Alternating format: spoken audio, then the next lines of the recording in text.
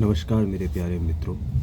मैं सिर्फ़ एक बात कहना चाहता हूँ आज, और वो ये है कि क्या असल में विज्ञान की आवश्यकता आज है भी या नहीं है? मेरा मानना ये है कि विज्ञान की आवश्यकता आज नहीं है, बल्कि आज से करीबन-करीबन 500 वर्ष बाद विज्ञान की आवश्यकता अवश्य होगी। परंतु आज विज्ञान की आवश्यकता नहीं है। यह जो फ़ोन का माध्यम है जिससे मैं आपसे वो बात कर रहा हूँ, इसकी भी आवश्यकता नहीं है। अगर यदि मेरे को आपको कुछ बताना ही है जो मैं बता रहा हूँ इस फ़ोन के माध्यम से, यदि यह ना हो तो भी मैं आपके पास एक मेले में, एक मैदान में आके यह चीज़ें बोल सकता हूँ और वहाँ आप आके इन चीज़ों को सुन भी सकते हैं। परंतु ऐसा नहीं है। परंतु ऐसा आज के समय में नहीं है।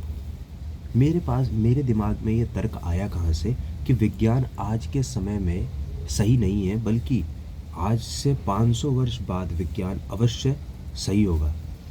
शास्त्रों में एक चीज़ है जिसको बोला जाता है, वेद में एक चीज़ है जिसमें नियोग का प्रयोग किया जाता है।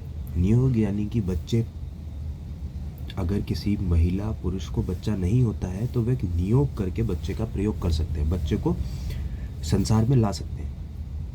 अब इसमें दो बातें हैं। पहली बात यह है कि जब हम नियोग करते हैं तो यह नियोग पुराणों में, शास्त्रों में, वेदों के अनुसार एंशियंट टाइम में यह नियोग परिवार के सदस्यों के ही द्वारा किया जाता था, या फिर कोई ऐसा जिसको वह ज़्यादा सामर्थ्यवान माने। अगर दो महिलाओं पुरुषों में ना हो तो वह जिसको परिवार के ही अगले सदस्य के द्वारा यह नियोग किया जाता था। यह सही नहीं लगता। वैचारिक दृष्टि से ये बात सही नहीं लगती कि यार ऐसा करना क्यों सही है। जो भगवान की नियति है उसको मानो और संतुष्ट हो के आगे कुछ मत करो। यदि नहीं हो रहा है तो मत करो। यह पहला पॉइंट ये है। पर यदि आप चाहते ही हो कि वंश बढ़े, आप चाहते हो कि आप संसार के रक्षा के लिए पुत्र पुत्रियों का प्रयोग, पुत्र और पुत्रियों को इस संसार में उतारें, तो नियोग करना उचित भी माना जा सकता है, और ये माना भी जाता था शास्त्रों में। जैसे धृतराष्ट्र, जैसे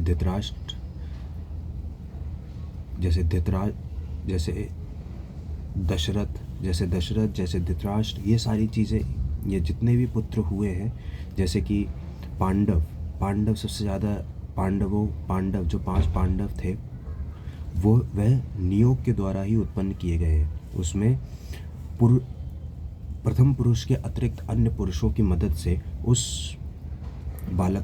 बालकों को जन्म दिया गया है। यह बात इसमें कोई भी हानि नहीं है। पर यहाँ पे आत्म और परमात्मा का मिलन होता है इस बात पे। कैसे? मेरा मन इस चीज़ को नहीं मानता कि कोई स्त्री दूसरे पुरुष के साथ करे, बच्चा पैदा करे, जबकि नहीं हो रहा है तो नियोग का सहारा ले। यह बहुत ज़्यादा कष्ट देता है, मानसिक तौर पे इंसान को तोड़ सकता है। तो यह बात बिल्कुल गलत हो गई, इसको नहीं करा जा सकता। यहीं पे विज्ञान आती है, और विज्ञान ये चीज़ कहती है कि भाई ठीक है, अगर आपका आत्मा इस चीज़ का सहारा, इस चीज़ को सही नहीं मानता और ये कहता है कि ऐसा ना करो, अगर आपको नियोग के माध्यम से बच्चा नहीं चाहिए तो आप ऐसा करिए, विज्ञान के माध्यम से बच्चा करिए। और वो विज्ञान है जिसको हम कहते हैं IVF टेक्नोलॉजी, सेरोगेसी, ये सारी चीज़ें, जो भी चीज़ें हैं, यह विज्ञान यहाँ पे आता है। पर क्या कभी हमने स्वास्थ्य के बारे में चिंता करी? विज्ञान इस चीज़ को ले आया। कभी हमने, प्रथम प्रश्न जो पूछा जाए वो है स्वास्थ्य। क्या हमने स्वास्थ्य के बारे में बात करी कि स्वास्थ्य कहाँ बिगड़ गया? और यदि ये मामला स्वास्थ्य का नहीं भी है तो क्या हमने कभी उन बच्चों के बारे में सोचा जिनको माँ बापों ने अनाथ करके छोड़ दिया? वह भी तो अनाथालयों में पढ़ रहे हैं, तो उनको क्यों नहीं पाला गया? बच्चा तो अभी भी आपका ही नहीं है, तो उसको पालने से, बच्चा अगर करके आप संसार को शक्तिशाली बनाना चाहते हो, तो वह बच्चा जो कि अनाथालय में है उसको आप अपना बना के शक्तिशाली नहीं बनाना चाहते? क्या इससे और ज़्यादा शक्तिशाली नहीं बनता देश? कि जो अनाथालय में जो बच्चा है वही आपका पुत्र हो जब आपके पास पुत्र का सामर्थ्य नहीं रह जाता है तब। ये बात गलत कैसे हो गई?